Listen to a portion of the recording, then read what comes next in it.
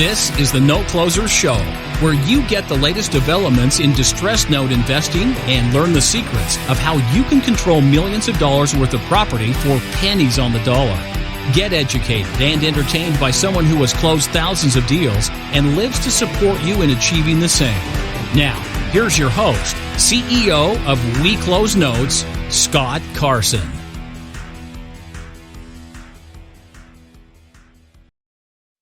Good morning, good afternoon, good evening, everybody. Welcome to this episode of the Note Closer Show. As always, Scott Carson, excited to be here today.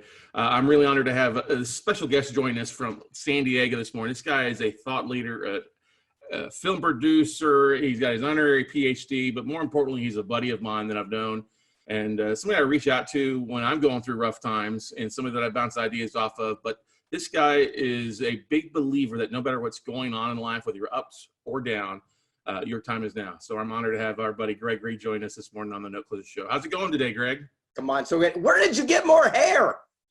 I need some of that, man.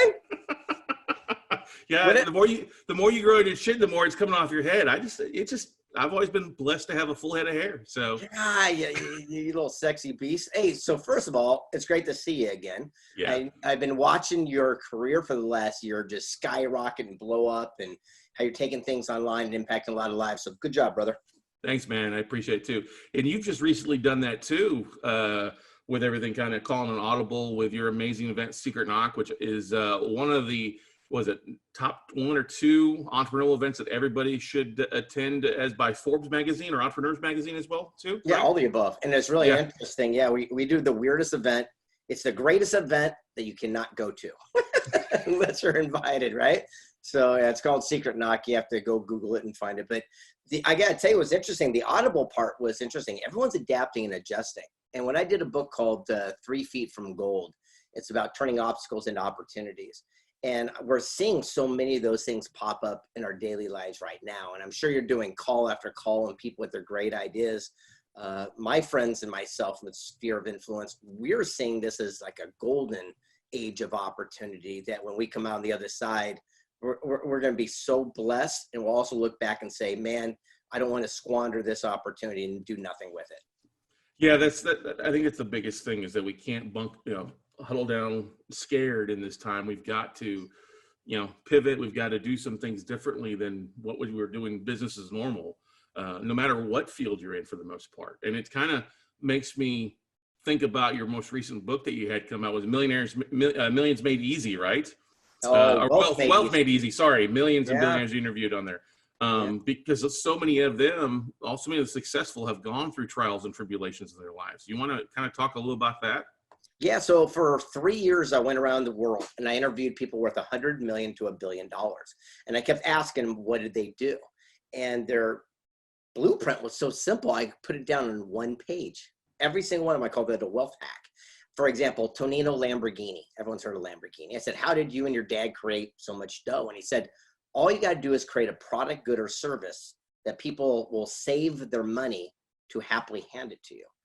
And so what do you mean? He goes, no one is ever going to save all their money to buy one of your books, Greg. He goes, but they'll cash in their 401k to drive one of our cars. Just like you're not going to spend $4,000 a night to live in your own apartment, but you'll cash in the family vacation fund and go to Anaheim and give it to a mouse with big ears. He goes, if you can create a product, good, service, or experience that people will save their money to hand it to you, you'll never run out of revenue. Yeah, that's amazing. I think so many people have to identify those opportunities because there's so much need going on right now, and that falls in line with so many people are canceling vacations, they're canceling trips, they're really kind of like, oh my God, cruises are being canceled. Although I would go on a cruise right now, it'd be the cheapest you'd ever get. Why not have a 2-week vacation at sea? But there's such a big need for that right now, so much positivity in a world of negative for the most part. How did you ask the people you interviewed how they kept the positive mindset during the troubled times? Well, yeah, especially through what we're going through right now. I mean, as soon as the news struck that, we're going to be locked down, a billionaire friend of mine called me up and says, great news. I go, what are you talking about? He goes, you don't understand. He goes, I'm worth $700 million. I want to get to $1 billion, and this is going to be my way out. And I go, what are you talking about? He goes, do you not realize that oil is down to 20 something dollars a barrel. He goes, I'm putting $100 million in. And another person said, hey, this is what I'm doing. This is what I'm doing. And they're realizing that they're going to buy low and then sell high. Mm-hmm. Typical business move. For example, I don't have $100 million. So I go, okay, well, how can I implement that in my same thought process? People watching this right now, you go, oh, that's easy for them. They got money. This is the way it works. You realize that, and by the way, I'm not giving financial advice. I'm just sharing what I'm doing. So yes. I realized that Starbucks, their stock went in half. And I went, all right, well, I don't have millions of dollars, but I can go buy a couple hundred shares of Starbucks. And I realized the second that we come out of this, where's the first place everyone's going to go? So chances are that will go back to normal. And even if it goes to 3/4 normal, I still 50% of my income. And I'm starting to look at things from that perspective now. For example, CCL, which is, Carnival Cruise Lines, went down to $8 yesterday. And so the whole idea is whether they come out of this or not, it's betting on the long shot, but it might not. But there's so many of these opportunities. You just got to keep your eye on the prize and look at what's comfortable for you. But there is opportunity all around us. Yeah, that's a great stuff. Now, one thing that I've seen you do really well, I mean, you've always been a connector, but really in the last 4 or 5 years, you've done a really good job of being that connector versus just referring to somebody, really kind of finding ways to put yourself into deals and to make things happen from just simply putting two people together. Talk a little about that, because I think everybody has a network, but I think sometimes we forget about who we're connected to, or that we're really 1 degree away from separation in this world. Yeah, 80% of everything we need is already within our sphere of influence. We're just waiting for the perfect time to reach out. We go to a networking thing, we meet that perfect person, we go, oh, I have a bad case of the one size. That means once I get that big opportunity, or once I get the big break. But you got to take action when it strikes you. And I realized, I sat down with a multi-billionaire one time, and I said, why are you so wealthy and other people not? And he says, everyone gets stuck on their big butt. And I go, you mean the one I'm sitting on? He goes, no, I'd go do that. But it's that butt that stops him and holds him back. And he says, look, he goes, you'll find a guy who wants to sell an airplane and a guy who wants to buy an airplane. You're such a nice guy, you connect them. I go, yeah. And he goes, you're an idiot. What are you talking about? He goes, here's what we do. Same exact outcome, but we have a different type of response. I go, what do you mean? He goes, well, I go to a guy who says, look, I don't know anyone that wants to sell an airplane, but if I can find someone for you, will you give me a commission? They say, yeah. I said, I don't know anyone that wants to buy an airplane, but hey, by the way, if I can get you a plane, will you give me free airline tickets to Hawaii? They're both going to say yes. Then you put them together. Now you got free airline tickets and you're making 20% on the deal. It's the exact same outcome, but it's a wealth mindset. How many times right now are we sitting on golden things where we put people together, but we didn't capitalize and we're mad at them? It's not their fault. There was never an agreement up front. So all I do now is I have a verbal understanding, even a simple email saying this is our memo of understanding so people know where they stand. So recently I had a friend that wanted to start a pharmaceutical company. My other buddy is the head guy at Pfizer. And I said, hey, if I put you two together, will you give me shares of your fake company?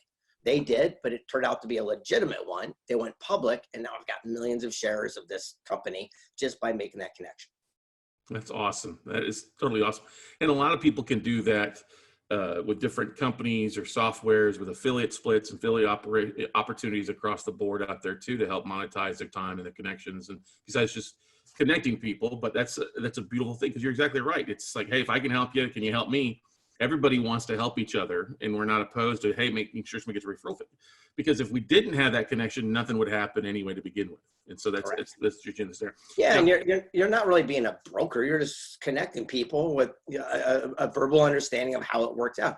Now, here's an interesting one. One of my buddies that I interviewed for that book, he's not a gadillionaire, but you know him, Mark Anthony Bates. Mm-hmm. He taught me a lesson that completely transformed my life. And so my big takeaway for this whole call is what I'm about to share right now. It's called CPC. And I don't know if you and I even had this talk before, but it's CPC. And it's the people that understand the power of this are the ones that really make it in this world. It's about accountability, responsibility for everything that happens. It's stop blaming other people. It works like this. C, clues. P, pattern. C, choices. I go out on a first date. She's 20 minutes late. Bing, there's a clue. I go on the second, third, fourth date. Each time she's 20 minutes late. Bing, there's a pattern. Now it's my choice, whether I deal with it, adjust it, yell at her, confront it, but it's not her fault. She's just late. And so many times we try to change people or whatever to fit within our little box, but it doesn't work that way. So it's about clues, patterns, choices. How many times have we heard someone with a bad reputation in business, then they cheat your friend, but you do business with them because you think it'll be different, and then you're mad at that person. It's like being mad at a rattlesnake for rattling, biting your sister, and then you pet it and you get bit and you're mad at the snake. It doesn't work that way. Accountability, responsibility, CPC. I love that. I love that. Has there been a recent situation or anything like that that's worked against you by any chance, or you've used it? Yes. Yeah. And sometimes it works where I go through relationships a little quicker than you might. But I also realize after talking to so many people in my career, look, I've been published in 100 books, 45 languages around the world, make movies, I've met a few people, right?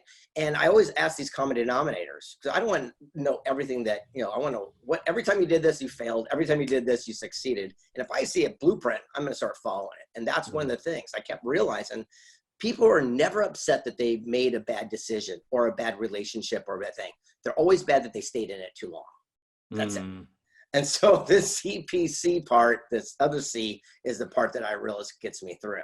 And sometimes, yeah, I might weed through people a little quicker than giving them too much opportunity, because I go, that didn't smell right. I see a little thing and I let go of it. I might have given up a little bit too soon, but Scott, the people I surround myself with, my team's insane, because they pass that test with flying colors. So even though I might have missed one or two, I guarantee I gained 10 because I went through the process to get to those great people. Yeah, that's the thing is with anything, it's discovering opportunities, but really surrounding yourself with good people. You have to kind of trust your gut a lot of things. And I think your gut's been good to you in over the years for the most part, even when you've gone through your tough times, because you've had ups and downs, and you've had businesses that have done well and then businesses that bombed, and a variety of things. Do you mind sharing that a little bit with our listeners out there? Yeah, I've had businesses that bombed, businesses that went great. I mean, it's like everybody. And the only thing is I never get caught up in the down moments. A great mentor said to me, he says, you never celebrate your wins too loud or your losses too long. And that always set in my heart. And so when things go not good, again, it's about accountability and responsibility. I'll give you an example. Last time we had an economic thing like this in 2007, 8, I went all in and I bought a furniture store the month of the housing crash. Now, things happen, right? But I did my due diligence. I got lawyers, I got accountants, everyone checked it out. It looked perfect because it did all the way before that. So me making that decision, it was horrible. I mean, literally lost everything. But on the same note, what could I have done differently? I mean, I did everything correctly. And I realized it also put me up for the success for the next one. One of the people I interviewed for a book back there, I don't know where it is, it's called Success and Something Greater. One of my favorite interviews is a guy named Fred. Now, you don't know Fred, but Fred's an amazing guy. And he invented something called the jet ski, the two-person sit-down jet ski. And he sold the patent for $75 grand. And I went to him, I go, that must kill you. And he goes, no, it was a great deal. I go, you don't understand. It's a billion-dollar brand ski-doo thing. He goes, no. He goes, you don't understand. It was a great deal. I go, but you don't understand. You just missed out on a golden opportunity. He goes, Greg, let me explain. He goes, at that time, that 75 grand got me paid up on my back mortgage, so I had to keep my house. I got my employees paid up so that they could keep theirs. It was the first time that I could remember that I slept all the night through for weeks on end. And he goes, I was going through the attic, I had some free time, and I discovered a little metal die-cast car that I used to play with as a kid. And he goes, a buddy of mine was in NASCAR, so I put his number on the side and I gave it to him. Well, he showed it around and everyone else wanted it. So NASCAR bought the rights for $171 million. And he goes, as an entrepreneur, sometimes you have to do a deal in order to get you through to do another deal. That's such good counsel there of getting, we all run with mind blocks. And sometimes being able to release that, a good night's sleep, whatever it is, can really allow for you to step away from the situation or clear your mind so that you do see the opportunities that have been in front of us all along for the most part, right? Well, that's kind of interesting little aha too the other day. This is kind of a woo one, but just work with me for a second. Sure. What if God and the universe granted every single wish, every single prayer that we ever asked for, only we didn't like the packaging, so he sent it on its way. So he sat there and said, God, I need $100. Please, God will do anything for $100. A guy pulls up in a pickup truck, It's full of aluminum cans. He says, I'm running late for a meeting. I got to clear these things out. We take them off my hands. You can have them. They're free. They're worth $100. Cash them in. You go, I don't want those stinky things. Well, you asked, you prayed. It was delivered, but we didn't like the packaging. So we sent it on its direction. Well, what does that tell our God in the universe every time we ask for the next prayer, the next wish? And I realized that there's a quote that says, be careful what you ask for, because you might just get it, because literally it might just be at your footsteps, but we just don't like the way it looks. Yeah, be careful what you wish for. You might have to do a little bit of work to get it. Yeah, well, how many times as a package deal of a bunch of notes fall in your lap and you go, oh, these are ugly ducklings, and yet usually those are where the gold nuggets are. We just don't know it at that time, right? Yeah. And if we would just pass those on, we would have missed it. Same type of a thing. So for myself, recently, I've had a new mindset where I'm sitting there saying, look, I'm looking for this perfect relationship. Well, if a girl comes up and I don't like her toenail, I'm not going to send her on her way anymore. I'm going to go, all right, well, it was here for a reason. Let me at least CPC this thing and see what's going on. So I'm starting to apply and use a lot of these principles in the daily life. I love it. I love it. I love it. You don't have a checklist you're checking off there, do you? Do they know about the checklist? Yeah, everyone's got a checklist. Everyone's got a checklist. That's it. You know, it's kind of interesting being an older guy in life right now, and things are going pretty darn good. You know, we start getting a little bit more meticulous along our way, but I'm also learning to tune and tone that down to be open to what it is. So it's not an age group. It's not a hair type. It's not an ethnicity. It's just, I'm looking for what the right person. And it came down to be cool. That's it. Yeah, that's a very important thing, especially today.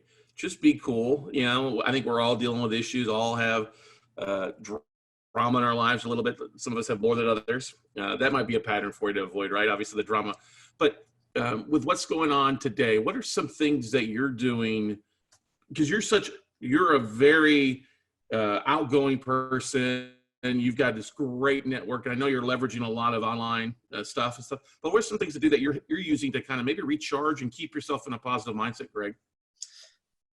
Well, I'm a creator. So to me, this is, my life hasn't changed that much. I work from home. I live in a kick-ass place, and usually people come to me. So it's the only thing difference is that they stay outside and they, 10 feet away, but we still have these meetings.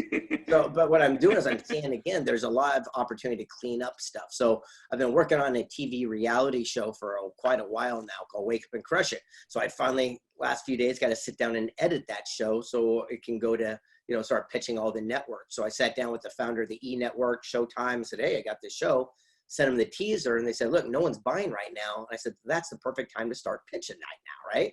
Again, all I do is I look for the masses and I go the other way. If everyone's running out of a burning building, I'm going, all right, well, there's got to be something to salvage inside that building. So I just have a different type of mindset. So when someone sits there and says it can't be done or it's not the right timing, that's what the masses say. And I also realize that there's gold inside.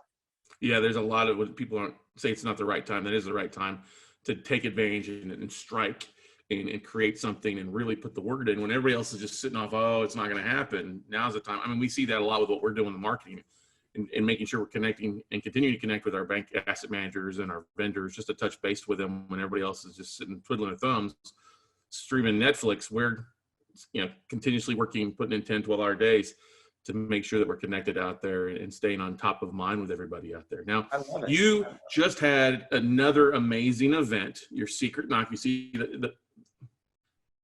sorry, what was that, Greg? Yeah, no, you just went fuzzy.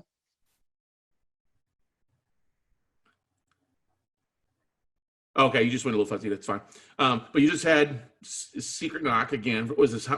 What number was this that you marked it and you live streamed it for 3 days? Yeah, I think it's 13th or 14th year, something like that. And yeah, it's just been going strong and rock and rolling. But I want to go back to the Netflix thing. Don't poo-poo on Netflix altogether, because here's the deal. My movie right now is trending worldwide on Netflix, so it's called Wishman. Since you got some free time tonight, grab the family and make sure that you watch that film. So I want to make sure that we plug that one. And two, there's so much great educational stuff on TV in today's world. So, I'm the guy who's going on the internet and I'm yelling at all these people that are posting those memes saying, rich people have big libraries, other people have big TVs and all this stuff. It's a bunch of crap. The realities are, look, I cannot read, I cannot write, I'm dyslexic. I can't spell, play me words with friends, I'll win every time, but I'm an award-winning author because I work my strengths and I hire my weaknesses. But I'm a great acceptor of content. So I watch all the shows. I watch all the documentaries. I watch all this different stuff. So I'm constantly filling my brain. I just do it in a different modality because I'm more of an audible visual guy. And the same thing as my son is. So while other people might just be binging, something that is superfluous, which is fine too, I'm actually putting more content these last couple of weeks in my head than I have in years. Yeah, I've been definitely streaming a lot of educational stuff and then learning and jumping on a lot of online summits and trying to impact my brain as best as it can. Sometimes it takes a big bat to hit across the side of the head to absorb some things, but yeah.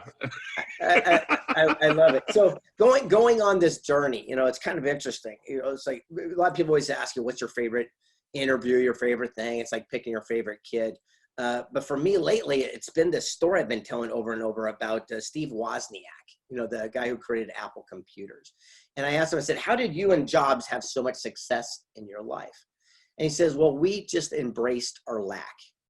I go, what do you mean? He goes, we embrace what we didn't have. Where everyone else runs from their, what they're missing, he goes, we ran toward it. He goes, when these little microchip processor things came out, they were so expensive, we could only afford one chip. He goes, Jobs sold his Volkswagen. I sold my calculator. We pooled our money to buy one of these magical devices. But Hewlett-Packard would make machines that go from point A to point B with 20 chips. They had all the money of God. So I'd pull away 5. I'd go from A to B using 15. I'd pull away 5, get it to work with 10. Eventually, we went from A to B using our one chip. He goes, look, we were not trying to be innovative, cool, slick, aerodynamic. We could afford one chip. But by embracing that as an opportunity, we found the shortest, cleanest path.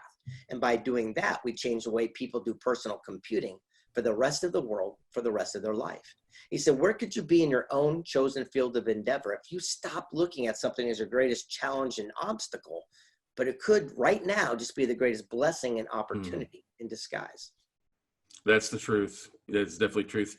The more connections or distractions we remove, a lot of times if things flow a lot faster, it can be a lot easier when we take out a lot of that filtering and things in between, or people in between, to go direct and reach out and pick up the phone even this day versus trying to go through 12 or 13 people. Is important out there. That's something that you and I have been talking about for the last few years. You probably were setting that one up. But one of the things Scott and I realized, I don't remember, it was 10 years ago, we were sitting around, we go, the most successful people are the most available people. Mm-hmm. And everyone will argue with us at Secret Knock. Remember that? And the idea was this, is that, look, if you're brand new at something, you're happy-go-lucky, you're fresh, you're cool.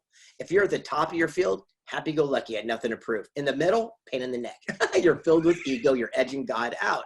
It's easier to get to the founder of Remax Real Estate billion-dollar juggernaut corporation than your local Remax president down the street, because he's driving his BMW and he's got 14 people working the phones. And the realities are that we realize if we want to get to someone, we just go straight to the top. Who's getting the results we want? So when I wanted to become a best-selling author, when I went to Barnes & Noble, I didn't buy all the great written books. I didn't want to be a great writing author. I want to be a best-selling author. So I went to the bestseller section and I called every one of them up and said, teach me that system. And here we are today. And you've got how many books that you have authored in how many countries? Well, I've been now published in over 100 books, 45 different languages around the world. I got, now check this out, a star on the Las Vegas Strip, Walk of Fame, right in front of the Paris Hotel. I'm 6 down from Elvis and all the most famous celebrities. Me. It's ridiculous, by the way. That one's not even fair, right? And what's interesting about that is that you work your strengths and hire your weaknesses. Again, I can't spell, I can't read, I can't write. This is just truth. This isn't one of those stories. My first book, I was turned down by 268 publishers in a row. The 269th one said, we'll do it, but change the title, the beginning, the middle, and the end. It sucked so bad. So I got a ghostwriter who took it and crafted it in a way people would want to read it. And they are the ones that breathe the life. So for example, Wealth Made Easy, we talked about, the guy who actually wrote it, his name's Gary Krebs. He's my co-author on the book. Well, he's the former publisher of a company called McGraw-Hill Publishing in New York City. Who can write a better book? The publisher of McGraw-Hill Publishing or some knucklehead, right? So work your strengths, hire your weaknesses. That's definitely definitely important out there. Everybody can do that with so many things out there with, Fiverr and Upwork and all those things out there. It's just an amazing thing to get books done. And don't forget Craigslist. So it's so funny when I did our movie Wishman. By the way, we made the ballot for the Oscars last year, and now we're trending worldwide. It's rocking worldwide right now. It's crazy how it's going. And I started it from Craigslist because when Frank, the founder of Make-A-Wish, said, "Tell my story," I go, "Okay, I just never made a movie. I didn't know where to start." So I went to Craigslist and I posted an ad looking for a screenwriter to help flesh this idea out. That's how I met Theo Davies, and he ended up writing, producing, directing, and making this giant film from Craigslist. The giant estate I lived in right now, Craigslist. The people that do those memes on all my Instagram for 500,000 followers from Fiverr, from Upwork, is the people that I get to write my articles. Everything you're saying is true. You don't have to leave the comfort of your home anymore to get all these things accomplished. Mm-hmm. Now, with the most recent Secret Knock, you've always had such an interesting group of individuals on there, Hall of Famers, actresses, movie stars, and a whole variety of different people. Who stood out probably the most at the most recent one you just did to you? Jeez, there's again, it's like, look, we've Skyped in Edward Snowden while he's hiding in Russia. We had Presidente Vicente Fox come in. We've had, Oscar-winning actor Richard Dreyfuss, down to all these different people. But just last week, I had the founder of the E! Entertainment Network, the Kardashians and Entertainment Tonight. I had the founder of Showtime Television. Then I had a kid that plays in Shameless on that show come on because I wanted the dichotomy of it. We had the founder of Priceline, the founder of UGG Boots, the inventor of the credit card magnetic strip, the founder of Pictionary board game, the founder of Make-A-Wish, the founder. That's just our circle. And by the way, what we did is we didn't cancel our event. What we did is we postponed it till September 2nd and 3rd. Mm-hmm. And then what we did is a live stream with the same speakers, so you could get like a 15-minute appetizer of them, so you're ready for what's coming in September. And people that want to go check it out, just go to secretknock.co. We left the M off, so it can't be discovered, even though it did.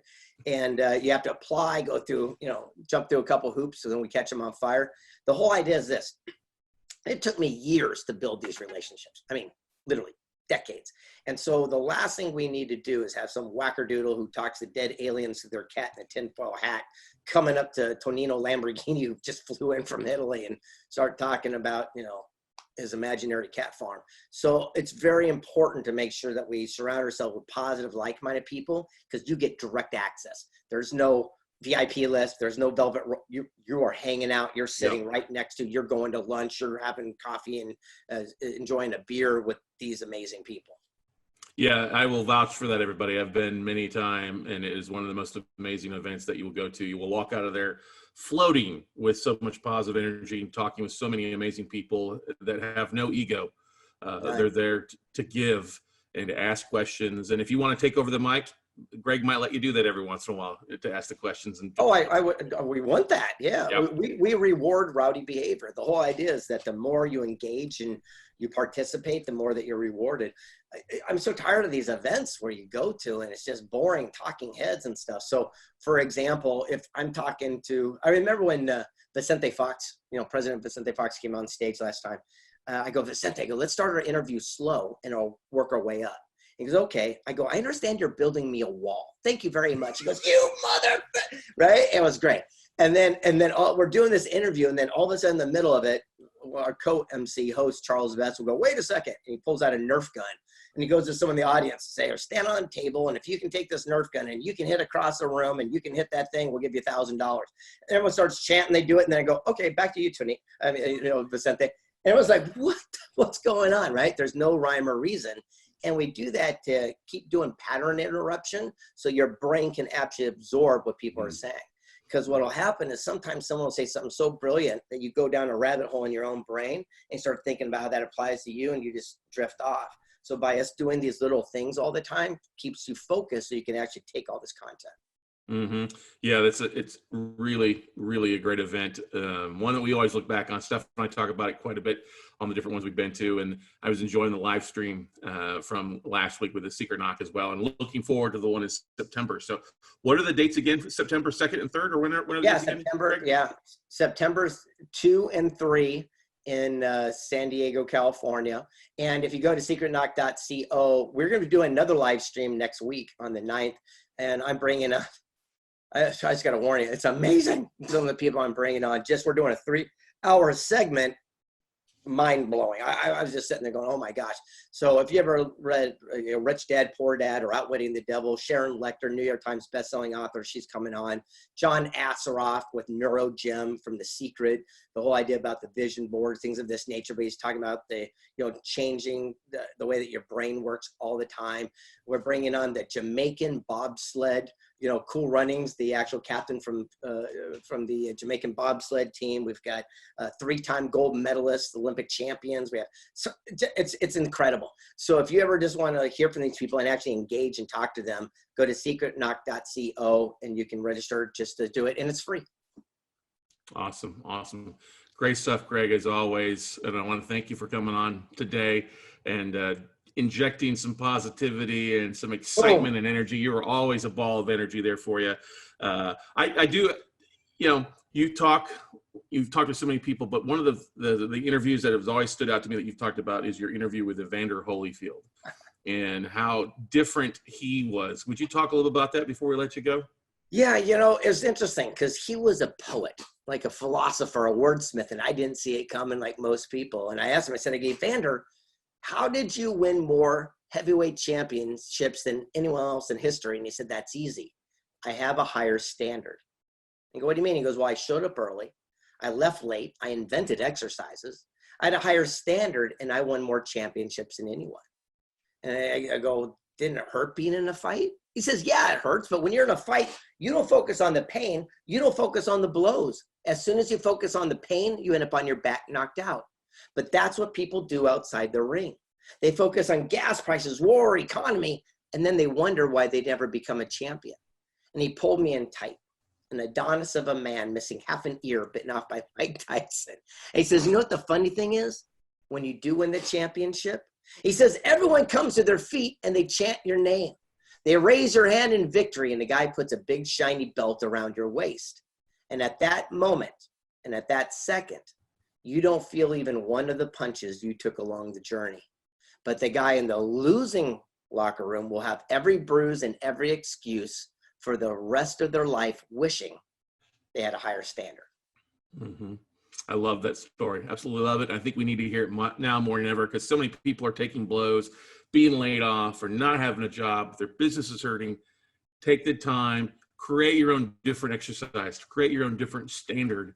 And you'll be surprised. And at the end, when we get through this, hey, you might not have a golden belt, but you'll be raising your hand in victory out there, guys. If you need that positive energy, you need that positive lift, check it out, secretknock.co. It's spelled exactly as it sounds, secretknock.co. Check out the live stream next week, and trust me, you will love it, and you'll be glad that you made that knock happen for you. So, Greg, thanks so much, man. I know you got a busy time and schedule. So honored to have you on here as always. Be safe, and we can do anything. Let us know. All right, brother. Talk to you soon, brother. Bye. Bye. Thanks.